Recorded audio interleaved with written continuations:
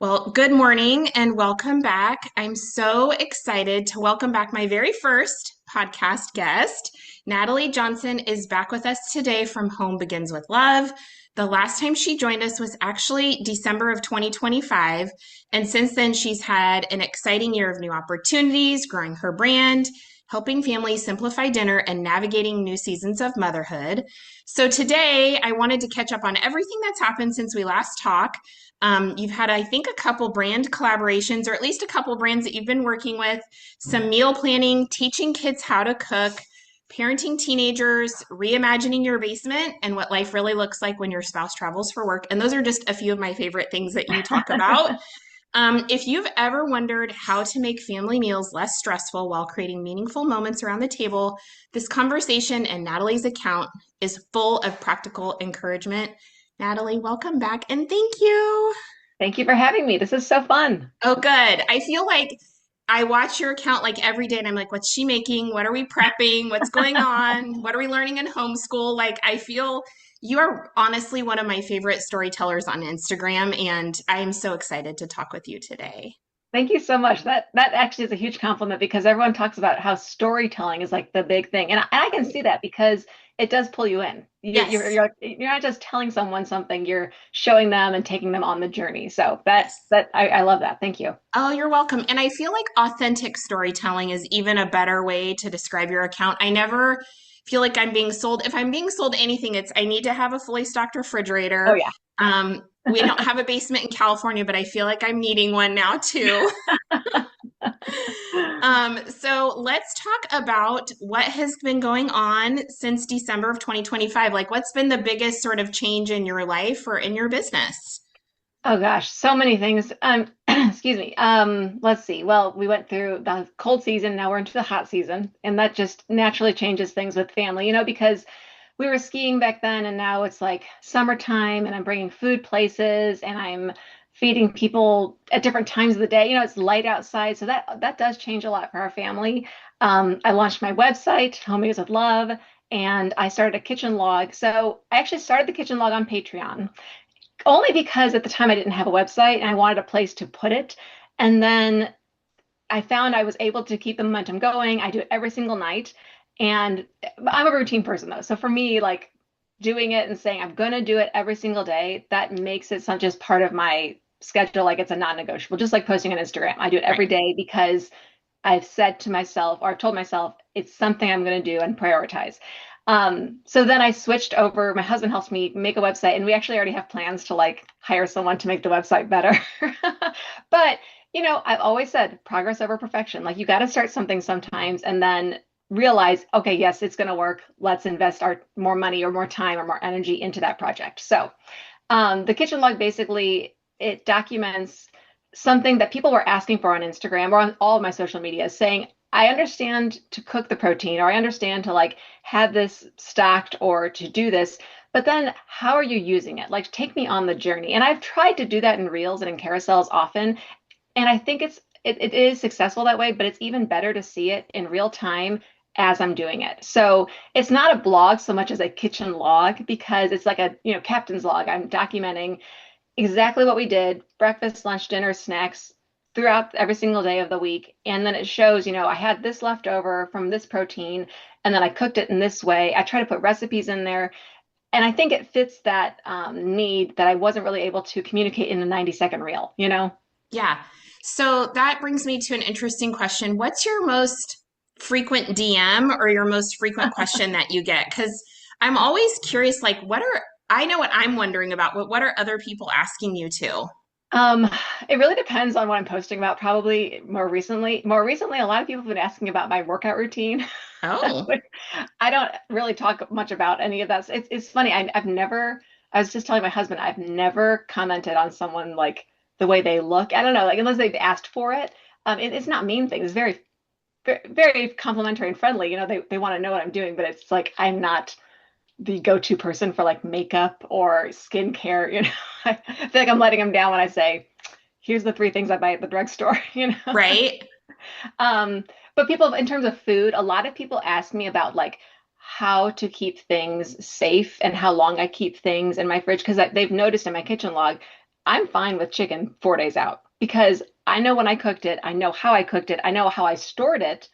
And so I think 4 days later, it's still fine. Now, five, six, that's pushing it from, in my opinion. Right, right. But I don't mind sharing those kind of details because I think a lot of people just, they don't know. They don't know that if you've cooked something the right way, if you've stored it the right way, it's fine to still eat, especially if you reheat it the right way.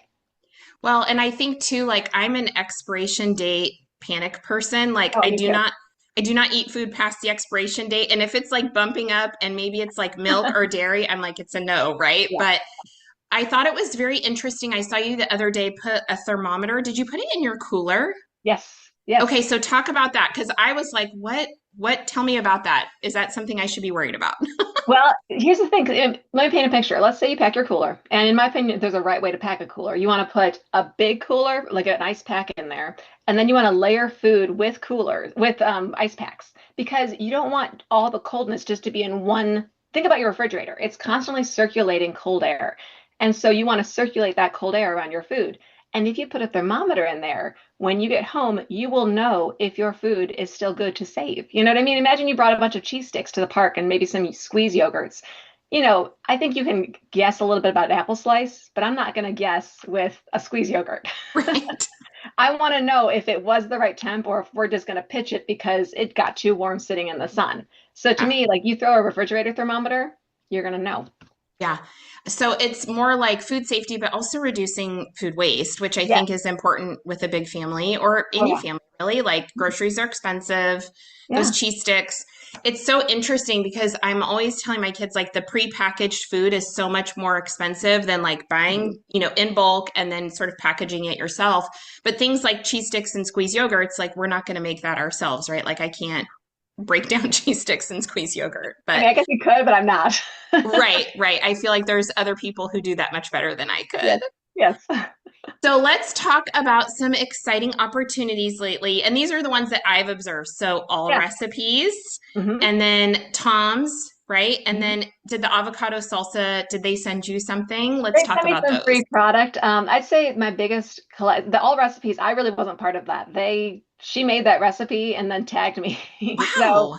but it was funny. The recipe she made in the reel the correct recipe, but then in the comment it was the wrong recipe. Like Oh, they had water listed. So but I contacted them. They changed it, and then I accepted the collab because I'm not going to post a recipe that's wrong, right, for my. But right. they were very nice to work with. Oh, But yeah, so that was nice. And then I've actually worked with Food Saver, which if you don't have a food saver, even if you're a small family, I've had so many people, you asked about DMs, DM me about saying they own a food saver, but they're intimidated to use the food saver. And I'm like, you really just need to use it a couple times and then it just becomes part of your routine. But it cannot be in your basement or it can't be on some shelf far away getting dust. Like it's got to be accessible because you're going to use it in that moment when you make something and you're like, oh, I have too much.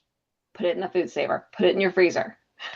okay. I don't have a food saver. I don't know if I've ever even thought about one. So walk us through what's a food saver? So a food saver basically it's this plastic roll in there and you pull it out, you cut it to whatever length you want, and then it makes you basically make a big freezer bag, if you Okay. will. And then you can put in anything you want to put in your freezer. And actually I've seen people use it for their pantry as well. So it basically pulls all the air out, it sucks all the Okay. air out. And then it's a better way to store a product versus, when you put in something into a gallon bag and use it to close, you try to get the air out, but it's not 100%. I've seen people use a straw and suck the air. Um, but this actually vacuum seals. And Okay. so when you then pull it out of your freezer, I literally just pulled one out of my freezer just now of ground beef because I made taco meat for lunch for the kids, for my husband. There's no freezer burn. Like it's impressive. So, but I've seen people use this for all kinds of applications. And I think to me, it's one of those tools. I actually don't own a toaster. I don't own a tea kettle, but I own a food saver. Let's see. I own a toaster, but no tea kettle. Yeah. So, I and mean, no food saver, I just put a pot on the stove with water and I right? boil water. I microwave it in a mug. Yeah, that too. I've done that too. Yeah, if I just want like one mug, I do that. Right. So I've done food saver. I've did something with the air fryer with Tefal. They have this XXL air fryer that is massive, and I've owned other air fryers that are like small capacity, but they're just too small for my family. And this XXL one, it is literally, you could fit a frozen pizza in it. It's that big. And I gave away Oh, two of them. I gave away two of them last week when I launched my website, and because they're at Costco, so of course I sent them from Costco because you get the discount. nice. But if it's the only air fryer I could personally recommend because of the capacity, and it also has a clear window so you can see in it. So you can watch Oh, what's happening. It's like basically having an oven on your counter. okay. Yeah. And I feel like I use my air fryer. I mean, we probably use it at least once a day for something, Yeah. but especially like in the summer in Northern California, it's dry, but it's still hot, right? Like Yes. it's still 90 to 100 degrees in summertime. I don't want to heat up my entire house, right? Yes. With my kitchen. So I love using an air fryer. Oh, that's a good tip. I'll have to And check. I will say, I don't put the air fryer, like I was talking about this on stories. It only earns a space on my counter when you're saying, like, when it's super hot, because it does take up a decent amount of space. So Yeah. I'll bring it out. I'll plan to use it a lot that week, and then I'll actually put it away because it's just too big for me to have year round on my counter. So I say that with a little disclaimer that I do recommend it, but it is big. That's true. It does take up counter space for Yeah. sure. Yeah. What about Tom's shoes? Tell us I about just Tom's. I bought a pair myself. It was my own investment, and because I've always I don't know, like when you get older and I want to look cute, but also I don't want my feet to hurt. And so I had heard about these sandals. I think I heard about them from the Car Mom. I think she had posted about it, and so I bought a pair, loved them. I tagged them, and I use ShopMy for my affiliate links. And so typically the way it works, people love seeing behind the scenes. Like if you post about a brand and then you tag them, and then if you link it through ShopMy, they will see that and then will contact you and offer you like gifting typically or like a higher percentage commission should someone purchase through your links. I'm very picky about what I would accept. I really try not to do anything that I haven't personally already bought myself or something that I'm like, I really want this and I know I'm going to use it. Or I'll even say I need to try it before I can recommend it because in my opinion, especially on social media, one of the biggest things you have is your integrity. And like the second that I don't know, I guess the word is sell out, I think you lose some of that authenticity, like you were talking about. I don't want to be the kind of person, like the Nordstrom sales happening right now, and I see all these God. people posting, these huge lookbooks, and I'm like, I mean, I might buy one or two things because I genuinely want them, but I would never presume to be like, here's the 20 things you should buy in the Nordstrom sale. Because number one, who has the money for that? And number two, like most things still fit me from last fall. So Right? I mean, I might refresh a few things. So that's how with Tom's, that's how that worked. And they sent me some sandals and I get a higher commission should you purchase through it. But I 100%, I mean, I wore that pair. I think it's called the Eloise sandal, this black pair. I wore it to a children's museum. Like I would never in a million years have thought I could wear a heeled sandal, but it was Right? comfortable. Like Yeah. cute. I feel that way, like in my sort of space on the internet, I literally use three supplements or four Yes. supplements and Oh that's yeah. it. And I really hesitate because supplements, I mean, you're putting something in your body. Yep. Everybody's body is different. Everybody reacts differently. I wouldn't recommend something to someone who's got low thyroid function if it's going to, mess with theirs because that's what I have to watch, right? I know you have Hashimoto's. I mean, I just feel like we have to be, like you said, our integrity is so important. And to me, it's not worth it. I don't want to sell out for something that I would never use or recommend. And I actually worked at Nordstrom through high school and college, Oh but I really? have such Nordstrom sale fatigue right now. Even I am like, I just can't do it, right? Like Yeah. it feels so disingenuous to say I went and bought, $8,000 worth of things like and tried them all on. I'm so over it, right? Like, Yeah. I don't know. I'm sure I get people contact me about supplement stuff all the time. So I'm sure you especially get tons of even more than me. Right? It's insane. And and they're so like it's the weirdest accounts, right? We could probably Oh talk yeah. about all the weirdness out there. Oh yeah. But if you want to see behind the scenes, literally 90% of my emails are just they're junk. They're Yeah. junk emails. Yeah. This is my like professional account, my professional email. Like it's junk, and so I filter through looking for actual humans that have Right. emailed me a legit email. Yeah, exactly. And those usually I feel like they get lost, right? It's all the junk and the spam that like rises to the top. And then it's like the Yeah, actual person, you're like, "Oh my God, how did I miss it's this?" a human. So one of the things that I think is so important is your topic of dinner insurance. Yeah. So it's funny because for my professional career, was in the insurance industry, and I'm still kind of in a sector of that. And so this to me always, it makes me chuckle, right? I'm always like, oh, ha, ha, ha, insurance. So let's walk people through if they've never heard of dinner insurance, like where did the idea come from? Give us some examples, and then maybe just like a common pitfall that you have made in the past Mhm. about, meal planning and what didn't work. So dinner insurance came about several months ago. I do some of my best thinking when I'm walking or exercising or just, not even trying to think of an idea. It's hard when you're trying to think of an idea is when Right. your mind's just like blank. And I kept going back to the fact that people were talking about they desired to have a plan at dinner time, but things would fail at dinner time because they hadn't made a plan. And I kept getting back to the word insurance. I don't know why. I'd never heard someone use the phrase dinner insurance. I've since found out Campbell's Soup in like I think 5 or 6 years ago, they used it one time on Oh, a ad campaign because I was Googling it because someone told me I should trademark it. But no one else has ever talked about it. Anyway, so to me, dinner insurance is the idea that, we have insurance for our life insurance, our car insurance, our home insurance, so that when things don't go well, you have a plan. So that's where I got the idea for dinner insurance. And I use the dinner insurance phrase for it could be snack or lunch. I actually just deployed dinner insurance 20 minutes ago when I pulled ground beef from my freezer and turned it into taco meat so my family could eat lunch right now while we have a chat. right. So it's the concept of putting something off for the future you so that you can pull that out at a time of need so that you're not always working just in time to get something ready. You actually have a plan for the future and you don't know when you're going to use it, but it's going to come in clutch when you do use it.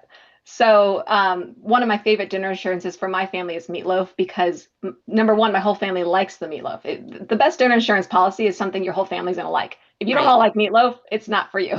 Yeah. But it's also something I can store in my freezer. It's typically have fully cooked options because it's something that you want to pull out quickly. It's not something that's going to take 2 hours to defrost and then cook. You need to eat. It's 5 o'clock. You want to eat at 5:15 Right. or whenever the time is.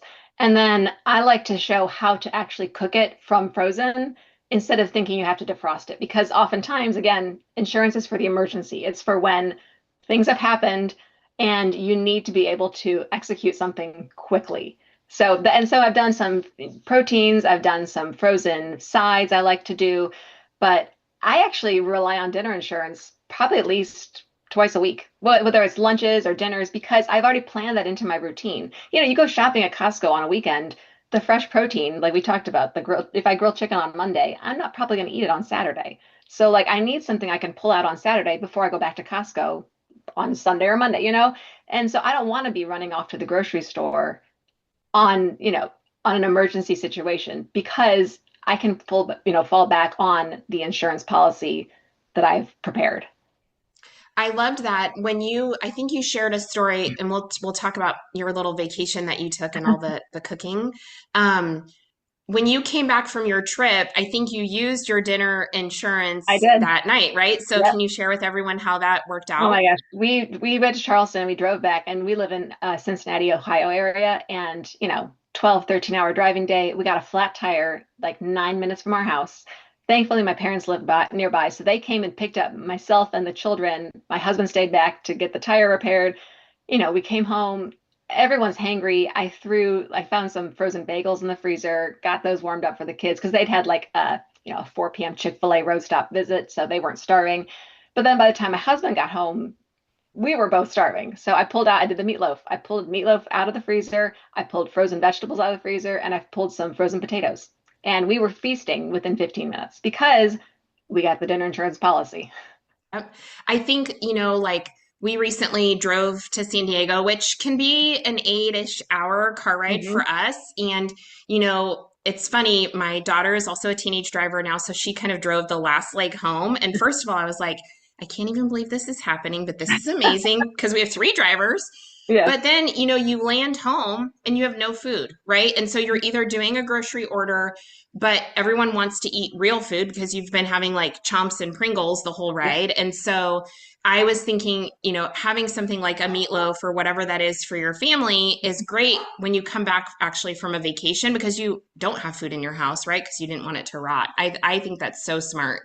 I saw So, someone talk about even having like always thinking this is the meal we eat when we get home from vacation. right. And that way you don't eat it while you're on trip too. So you're not Yes. tired of eating that. Yes, right. We had a lot of tacos on this trip, and when Yes, I mean, exactly. tacos are the easiest thing, and I was like, "How about tacos?" And everyone was like, "How about not?" Right? Yeah, Like, we're exactly. over tacos. Yeah. So when you plan your emergency meals, are you thinking of this is what my whole family will eat, or do you kind of mix and match with like the kids versus you and your husband, or how does that work? Typically, I'm trying to, most proteins I try to do for the whole family. And so I try to make it adaptable. Like we could add a sauce, we could do different sides with it.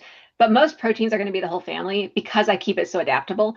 And then sides is where I kind of mix and choose and sauces, that type of thing. So, for example, if I do like loaf pan chicken, that's something I do often. I put it in my freezer and I have it as for dinner insurance because you always want to think what's going to reheat well. I wouldn't want to put like grilled chicken, in my opinion, I would not probably freeze that because it's going to be kind of people already struggle to eat that when it's just been cooked fresh. But if Right? you freeze it and then go to reheat it from frozen, it's probably not going to be super successful.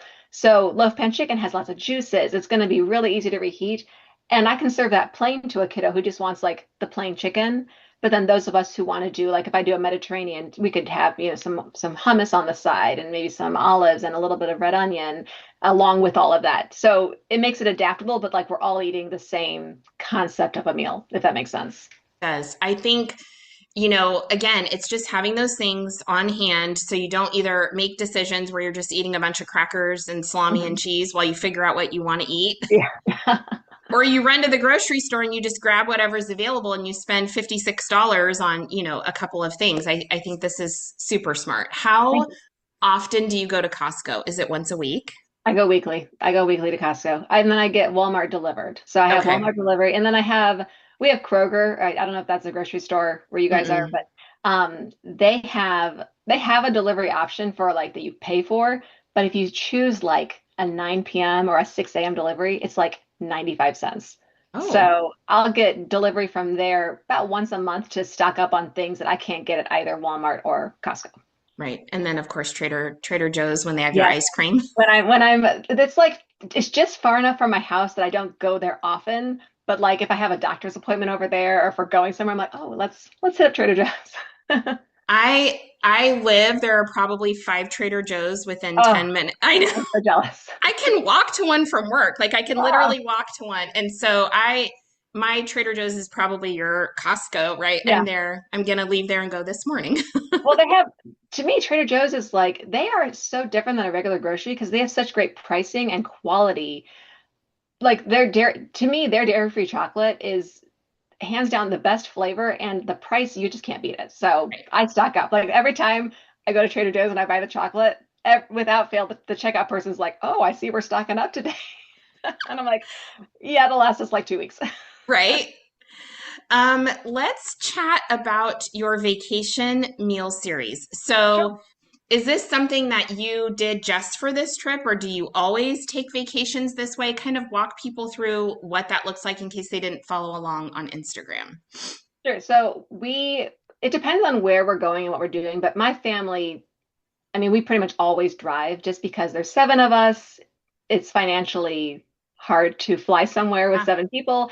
And the stuff you need, I like having our things. Every year kind of changes where we're going, what we're doing. But this past May, we went to Charleston. I said it's a long drive. I always, if possible, I always try to bring food because I'd rather do work on the front end so that I can enjoy the trip more. And especially I'm not opposed to eating out. We do a Chick-fil-A stop on the drive at some point. We go out to eat dinner sometime, but depending on the trip, I want to have flexibility that if we want to be at the hotel or at the house rental, that we can and just chill out, take a shower, eat some food. I don't have to go source food. Like that's a whole nother thing. Even if it was just me and my husband, I'd bring food because I just want to be able to eat when we want to eat. and not feel like we have to go find food, if Right. that makes sense. And Yeah. also, I like being able to adapt and have flexibility. Like breakfast to me, I want my family to feel good. So if possible, I like making breakfast in the hotel or at a house rental because then I know we're going to eat a solid meal. We're not just eating a donut. I'm not opposed to a donut, but like let's have that maybe for a snack in an hour because I want everyone to have like some solid protein so we're not like running on fumes. Right. So what did you prepare for this trip? Like, what did you take in your cooler? Because you said it's a 12-hour ride, right? Yes. So Yes. what did you have in advance that you took? So I do a two cooler system when we're doing a long road trip. I have my big cooler in the trunk, and in this trip, I knew we were going to go to the beach, so I knew that would be also our beach cooler, like a big hard-sided cooler. And then in the car, I've got like my car coolers for things we're going to use while we're driving. And in the big cooler in the trunk, I had prepped my loaf pan chicken that was, vacuum sealed. I had ground beef that was vacuum sealed. I had rice that was cooked because it's just like a little shortcut, so I'm not having to cook that. I can just reheat it. I had some dairy-free, gluten-free cookies that I knew we'd want to eat on the trip. My daughter had made some breakfast muffins we like. And oh, I brought along cooked breakfast sausage because I knew we'd like that, and cooked bacon. Because again, you can just reheat all that so much faster. And actually, when we got to our hotel, I thought we'd have an oven. We did not. But thankfully, I brought along my big electric skillet with a lid and I cooked everything on that. So I would reheat bacon. I would kind of go in waves of breakfast. I do the bacon first. I did eggs last for my husband because I have some kiddos who are allergic to eggs, so that way we wouldn't cross contaminate. Um, and then in the cooler in the car was just like the stuff we were going to use that day. So it was like the produce and sandwiches. I had a thermos. We didn't talk about thermoses, but I'm slightly obsessed with thermoses or Yes. something. Let's talk about I know I thermoses, the have chicken Yes, nuggets. I know I have a problem with thermoses. I own like six of them now, but we do use them. So for me, I like the convenience of being able to bring something hot. You go on these long road trips and I don't mind a sandwich, but like after 6, 7, 8 hours, I'm kind of tired of eating cold stuff. And so what Right. I've done is this summer, especially, I've started using these thermoses where I'll bring hot food and we'll eat that for like our morning lunch. And then you dip into like the cold stuff later in the day. And if you pack a thermos properly, I mean, it is hot. Actually, on one of the trips, we all had to wait for it to cool down because the food was still too hot to eat. So in my opinion, that's just another option, and that it gives you more flexibility. And then I use those thermoses while on the trip. And you'll notice most of the things I'm packing are like proteins or sides because they're things I don't want to deal with at a house or a hotel. And then we do a big grocery order when we get there. And of course, I'm bringing my thermometer because I never trust a refrigerator at a hotel or a rental because those refrigerators, I mean, they're either freezing your lettuce Right. or they're like on the verge of being too warm. It's like, I want to know that all this money I just spent, I probably spent $200 on groceries, that they're not going to go to waste. We stayed in Pismo Beach like right before spring break at a place we'd never stayed at before. And it was Uh-huh. like a travel zoo deal. And it was just like a hotel room, but it was like right on the beach. Yeah. And I was like, oh, they have a little fridge. So I kind of brought like hummus and things like that. Mhm. I had no idea that the power to the room, including the mini fridge, shut off when you left because it had like in Europe when you put the card Yep. in to work Yep. the electricity. Oh, So, and I'm like, why didn't they tell? Like, I knew the lights did it, but the refrigerator, like, gross. So I yeah. come in and we're so excited to have like a few things, and I pull out the hummus, and it's literally like soup. Oh, that's awful. They would do that to you. That's so It's awful. so gross. And I haven't had that happen ever in the Yeah. US, but I was like, that's definitely something you should have warned me about. But Seriously. I think to your point, like I love to just have something so you don't come back from the pool or the beach and Yep. everyone's starving. But I'm very interested in the thermos system because I wish I would have known this when my kids were little, taking like they could have taken so much more in their lunch for school. So talk us through how does the thermos work? Because I'm fascinated. Okay, so my number one tip with a thermos is you got to buy a good brand. I think I've seen people. I cannot speak to other. I have thermos brand thermoses, and I think it makes a difference in like the depth of the wall, and how the product is made, how well it's going to store heat. So, and also I think you have to pack it properly. So you take your thermos, you load it with boiling water, not hot water, boiling water, and then you close it. Like fill it up all the way and then let it sit there for like 10, 15 minutes. This is your preheat time. Okay. And you dump out the water. And meanwhile, you have reheated whatever food you're putting in, and you get that also blazing hot, like too hot to eat right now. Then you fill your thermos to the top with that food. You do not, air is your enemy here because air circulates. The way the science works, if you have air in the top of your thermos between your food and the lid, that's going to take some of the heat away from your food. So you want your thermos totally filled to the top, then you close it right away. And then if you want to be even more uptight like me, you get an empty cooler and it becomes your heater. So then it's like another layer of heat protection so that Right. you put all your warm thermoses inside of a cooler, close that. It'll stay hot for hours. So if you're doing like chicken nuggets, do you dry it out? Okay, so for chicken nuggets, I have a reel about that. You do the same preheat, but then before you put the hot chicken nuggets in, I reach in and you gotta watch your hands, it gets a little bit hot. You wipe it out and then put a clean, dry paper towel on the bottom. Put your nuggets in and close it, and because that paper towel will absorb any moisture. I will say the nuggets don't stay like perfectly crisp, but like my discerning kids still ate the nuggets on the beach, you know. Right. So Well, and I feel like too, at least here in California, a meal out for a family of four, like I'm not talking appetizers or alcohol, just a meal yeah, at like a sit down restaurant is probably 120 to $150. I mean, my kids are teenagers, so they're eating off the adult menu. yep, And, we're not going crazy, but it's expensive. And yep. so, like, at least for me, I'm like, if we can eat two meals in our room and then splurge at the pool or go out to dinner or eat our favorite breakfast, it is worth the extra money that it costs here to get a room with a kitchenette than it would ever be to eat Always. out. And I purely feel like garbage if I eat out 24/7 for a whole trip. It's so Yeah. expensive. Yeah, and you'll see, I mean, I talk about putting nuggets in a thermos. It's not as though we're eating fine, Right. it's still kid food, but the way it's just so convenient to bring that with you somewhere. And I mean, think about it. If you're going on a beach trip and you get everything set up and then everyone's hungry. You can do, I mean, I bring the cooler. I have the cold food, but what a treat to have something warm like a chicken nugget. And I don't have to go schlep across town back to go get stuff for my family because it's right there. Right. So, I mean, our favorite is taco bowls. I bring that to the pool all the time. I fill like two thermoses with rice, two thermoses with the taco meat, and then I portion it out into bowls, and it's like the easiest, breeziest dinner. And like, it's just simple, but having the right way to bring it makes a huge difference.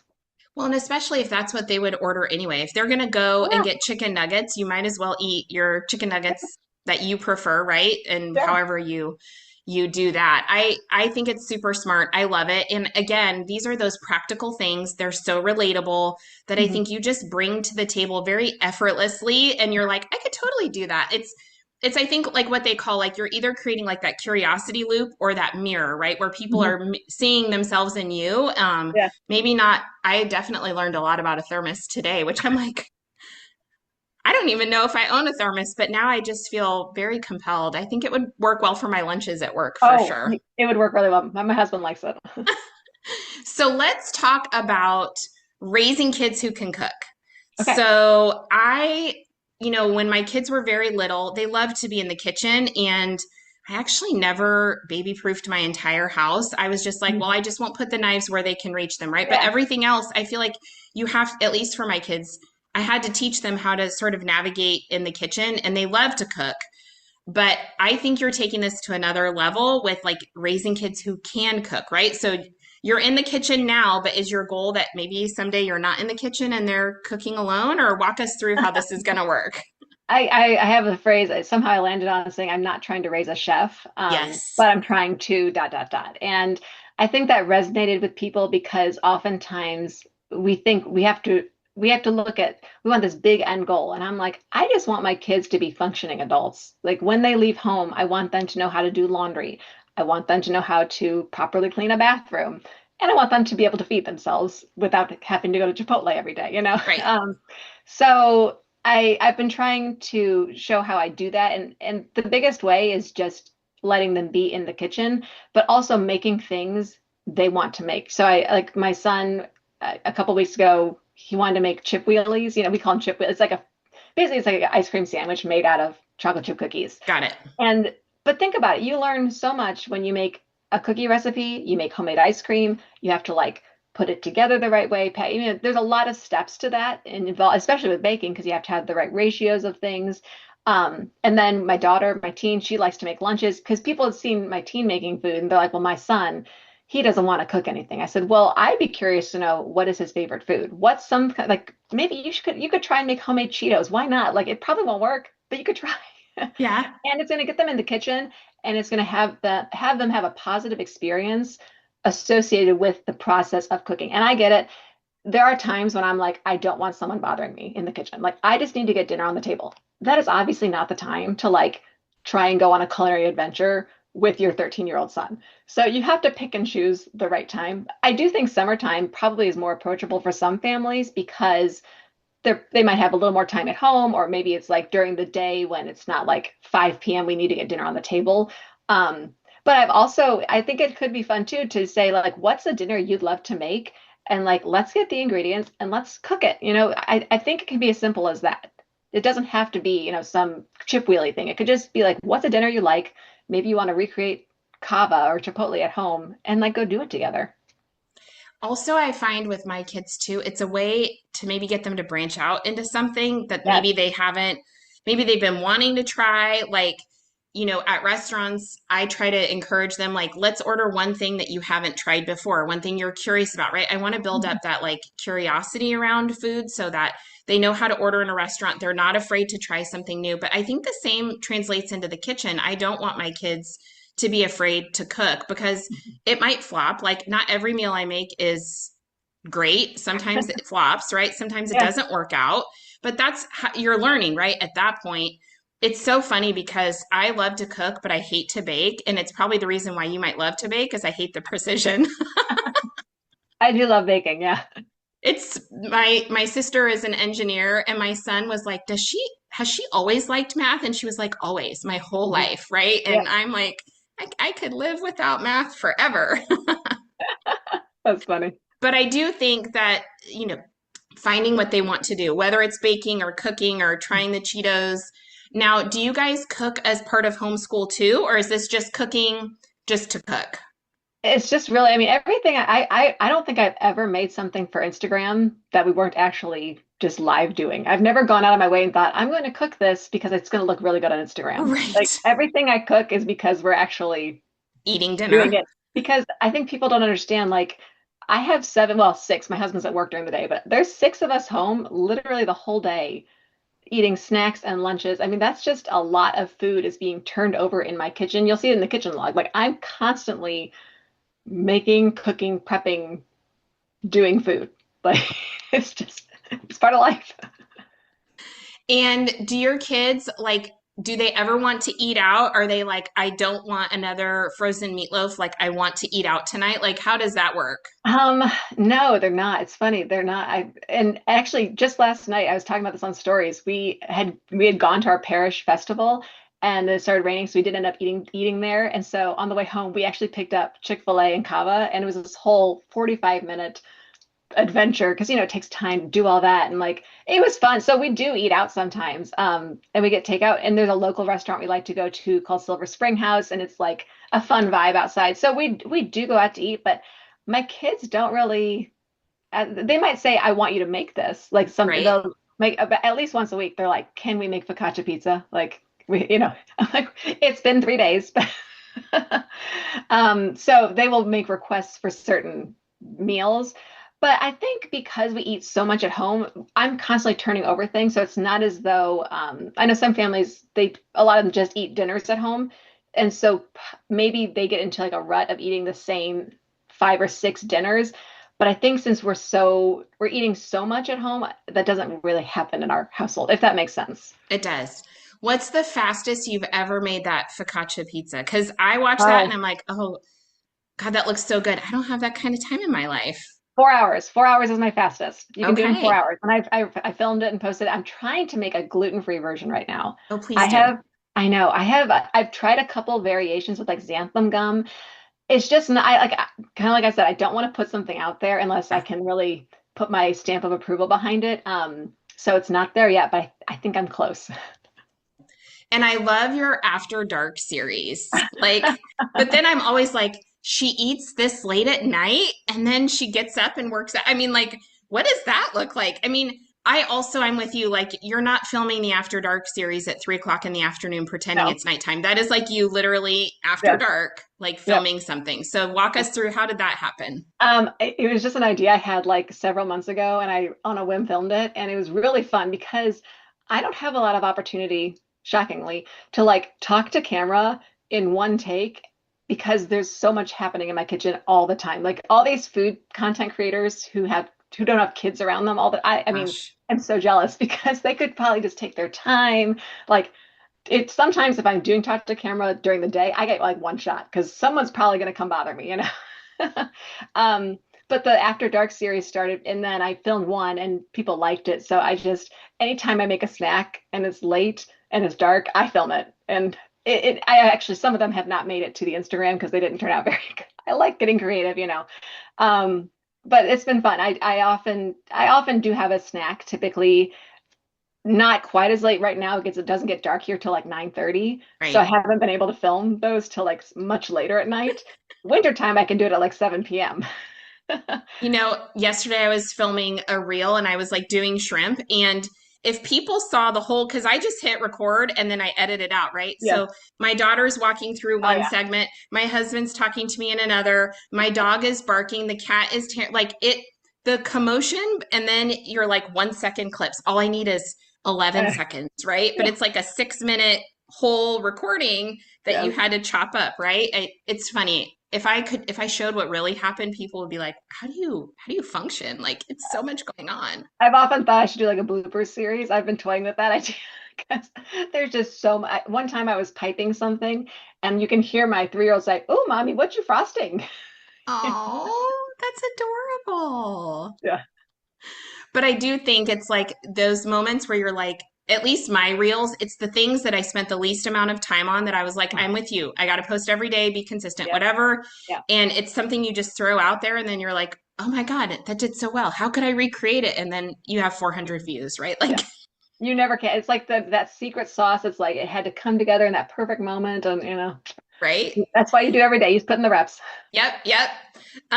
Let's talk about protein myths. Okay. So I know people hear a lot about protein and all of these things, but I think people view like a healthy protein as expensive or complicated.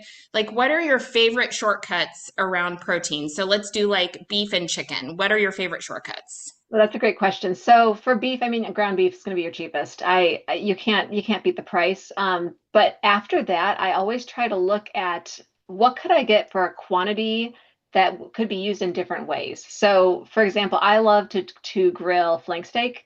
And I find of all the steak options, flank steak tends to be the cheaper option.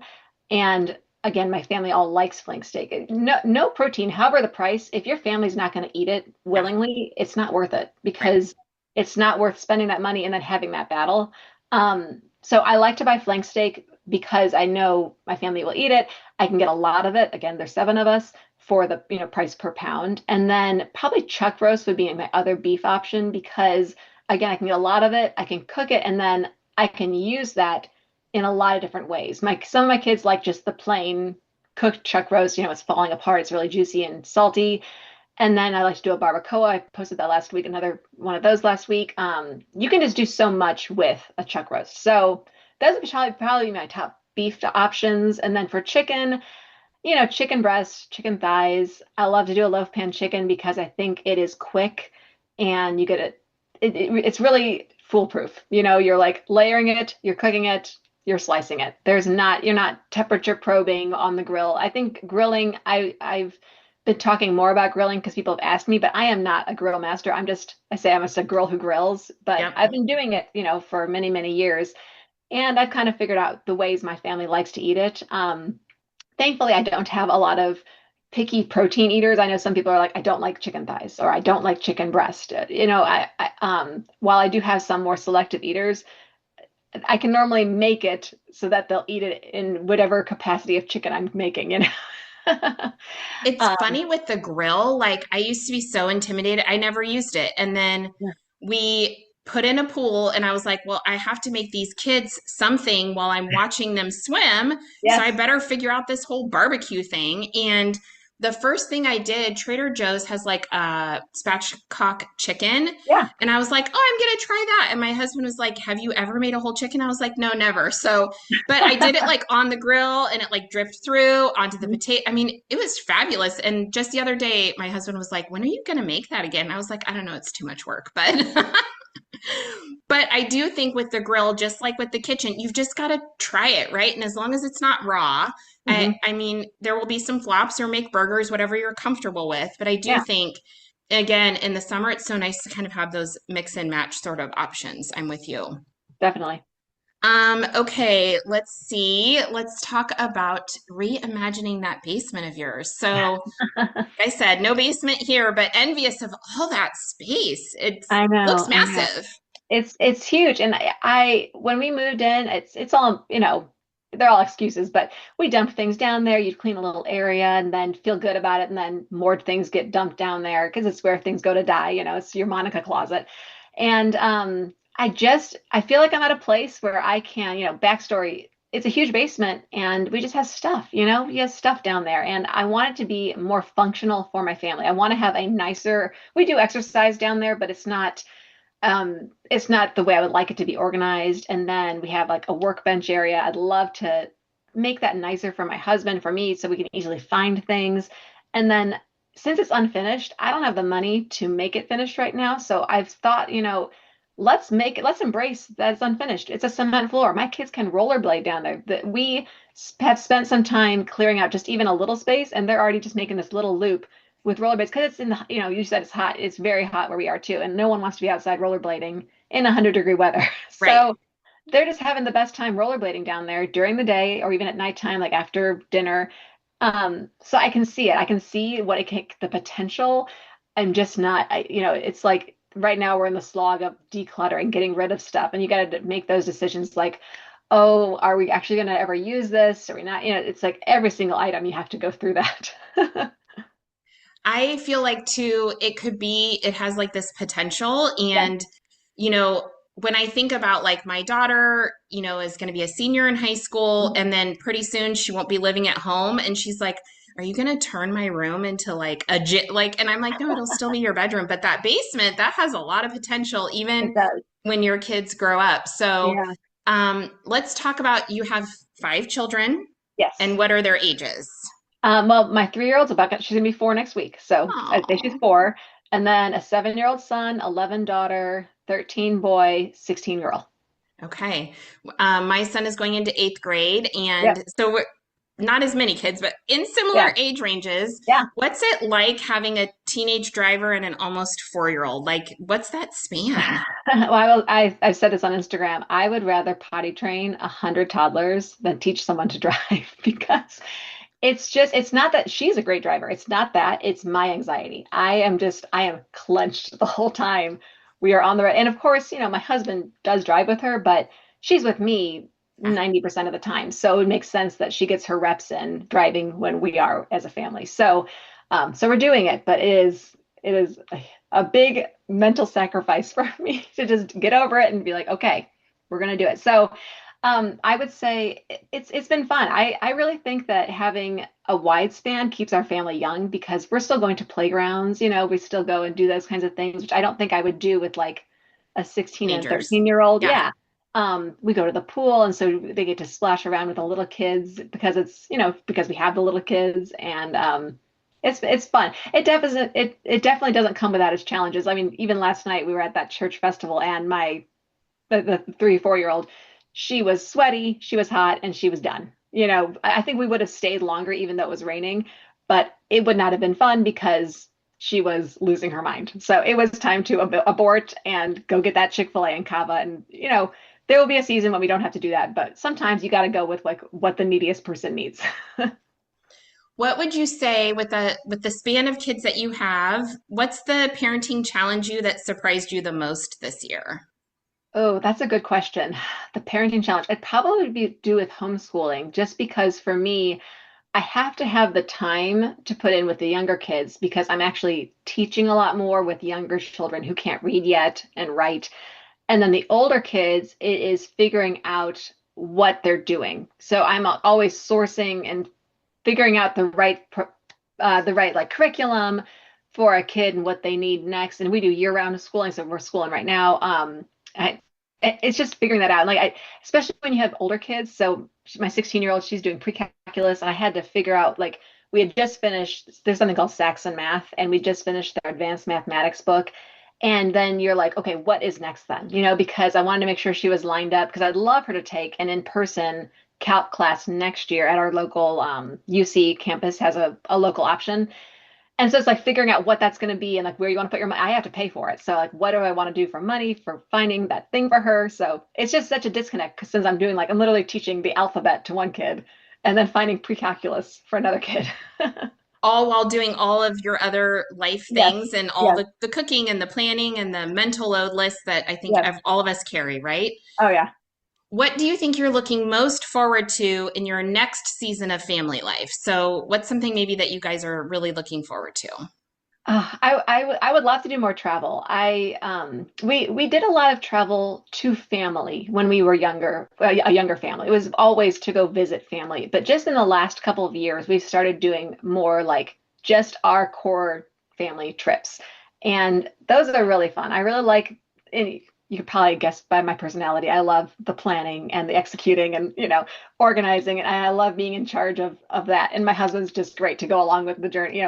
I joke that it's like a big surprise party for him because he shows up and he's like, "What are we doing? Right? Where are we going? Where are we going?" But all jokes aside, I enjoy that part of it. So for me, I'm looking forward to being able to do more of that and just exploring and doing those things, especially with having, my 16-year-old daughter. She'll probably go off to college in 2 years, and so that journey is going to be a whole thing figuring that out. I'm sure you're deep in that and just like, what are we doing? Where's it going to be? How much is it going to cost?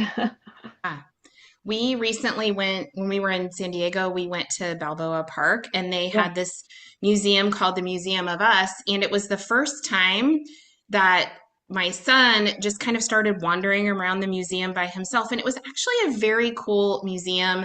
It has the California Tower. It just had a lot of history, but it was really more like anthropology focused and Oh, sociology. really? It was fascinating. And it was such an unassuming place, but I feel like as your kids get older, you can really see what their interests are when they just sort of roam around and walk around. Yeah, I I'm with agree. you. That travel really kind of exposes them to a lot. Yeah. Did your daughter come back from Europe and she was like, I'm going to go study abroad my whole life. Oh, I'm going to live she, in she France. has always wanted, she's always said she wants to study abroad. And so I was so curious and she loved it. She loved being there and doing, but I will say she was with a group of like 45 other kids. And Oh, wow. so in that situation, it's like you're limited. They take you to the Louvre and they're like, you have 2 hours, Yeah. do it. So I think she now realizes she's like, oh, I want to go back and be with, just you guys or a small group and really be able to take our time, which I mean, who doesn't want to do that in Europe, right? Right. Right. Yeah. Slow travel is everyone's dream, I feel like. I know. Yeah. I have loved this so much, but I want to be respectful of your time, especially on a Sunday. But if listeners wanted to know what was next for you without giving away, any sort of secrets and what's coming up next, what's next for you for Home Begins with Love, do you think? Well, I love to overshare on the internet, so I have no secrets. Next, probably like I said, I've got the Home Begins with Love website. It's just homebeginswithlove.com. I will continue updating that, but we're really working with someone else to like make it even better. We're kind of have hit our max tech ability on WordPress. So there's, all kinds of wonderful people online that can help you with those types of things. So we're looking to hire someone to really just make it even better and more streamlined so it's easy to use. And so that's probably the next thing with Home Begins with Love. And I'm excited to work on the basement and share more about that. I think coming up in the fall, I will definitely do my How to Be Happy at the Holidays series again. I did that last winter and it was so much fun. It was all about, tell people what you want, bonus points if you know what you want. And I love sharing like the practical things that I personally would want to get for the holidays. It's just a fun. So I'll definitely do that in the fall. I love that. And if people wanted like three of your Instagram reels that I could link here, what are Yeah. your top three reels that you would want someone to watch if they're feeling overwhelmed with life or food prep or, mom life or parenting? What are your Oh, that's top such a good three? question. I post every day. I should think about this. Definitely the focaccia pizza because Okay. to me that's a crowd pleaser. If you want a home run dinner, especially if you have people coming over, hands down, because you can do it in one day. And I have when I filmed it, I've shown myself leaving the house and like going to do stuff because it's not like I'm home babysitting this recipe the Right. whole day long. No, absolutely not. Who has time for that? I probably do my homemade beef summer sausage because that one is just that's another home run recipe. People love it, and it's surprisingly easy. It's every time someone DMs me, you asked about people DMing. I get DMs about that at least daily saying, I cannot believe this. Oh, How in the world does this happen with 7 ingredients? And I never thought you could make this from scratch. So that, and then probably one of my come along and make dinner reels, just because I think there's so much content out there showing families eating like the same dinner plate. They all look the same, and yeah. everyone's having this perfectly plated dinner. And I don't think that's reality. I really don't think most families are eating that way because they need adaptability, whether it's food allergies or food preferences or even different dinner times. Maybe, you have sports or something. And I think adaptable cooking is just so much more approachable. And I want people to know that like you can totally do it. It is not, it doesn't have to be this culinary adventure to be adaptable and to like meet people where they're at or what their needs are. And I just want the world to know you can do that. Agree. We mostly eat one common protein, but someone might have butter noodles and someone might have Yeah, quinoa and then someone might have vegetables, right? But exactly.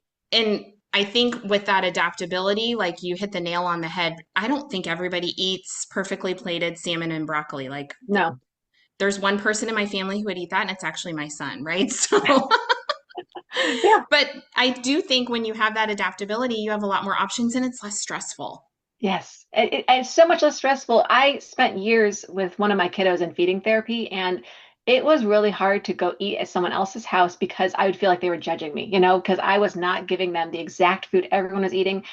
And it just made me realize that there are so many people in the world who might need to have the permission to think it's okay to have an adaptable dinner and to feel like you're not doing this wrong if not everyone's having the exact same food at the exact same time. Right. Yeah. And it's doable. It's not like I'm not over here making 20 different options, That's what I try to show in those meals when I say come Yep. along as I make an adaptable meal for my family of 7. You can Yeah. do that. Yep. And if you can, we can too, right? 100%. Okay, so where can people find you? Your website, your Instagram? Are you on TikTok? I'm on everything. I'm on the Okay. YouTubes, I'm on the TikTok, I'm on Pinterest now. I just started Oh Pinterest. my So gosh, you're yeah. busy. Yes, well, thankfully my husband's helping. It's called Home Begins with Love. I have that on everything. So I got the homebeginswithlove.com, Home Begins with Love on YouTube, TikTok, Pinterest, Facebook, Instagram, whatever else, whatever the new one is, I'll get on that too. Right, whatever's next. Oh, thank you so much. I have truly loved this conversation and catching up. And I really, again, I love how relatable you are, how adaptable you are. And it's just, I always look forward to your stories or your reels. Thank And you. I very much appreciate you taking the time to chat today. Thank you.